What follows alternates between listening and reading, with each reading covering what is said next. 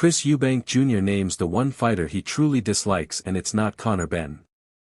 There is certainly no love lost between generational rivals Chris Eubank Jr. and Conor Benn. There had been heated exchanges between the two in the build-up to their first proposed fight back in October 2022. When that was canned after Benn tested positive for a banned substance, the dislike between them only grew to new levels. There is certainly no love lost between generational rivals Chris Eubank Jr. and Conor Benn. There had been heated exchanges between the two in the build-up to their first proposed fight back in October 2022. When that was canned after Benn tested positive for a banned substance, the dislike between them only grew to new levels. Back in April, they finally came to blows in the ring, and there was plenty of aggression across 12 entertaining rounds of boxing in which both men had periods of success. It was Eubank who came out on top, however, taking a unanimous points win.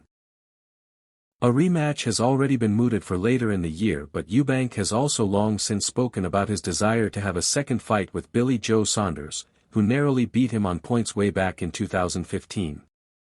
Speaking to the Diary of a CEO podcast, Eubank revealed he still cannot stand Saunders.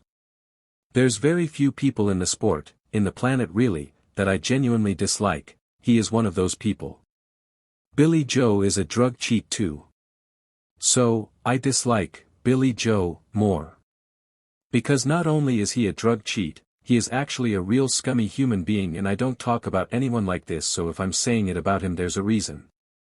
He is a bad person, a terrible advocate for the sport, just a real low-life human being. I don't say that about any of the guys I've fought. I'm not even saying that about Conor.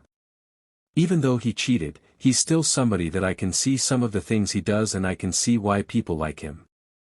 There's nothing to like about Billy Joe Saunders. And for that reason I would love to get my hands on him because he does have a win over me that I don't believe he deserves."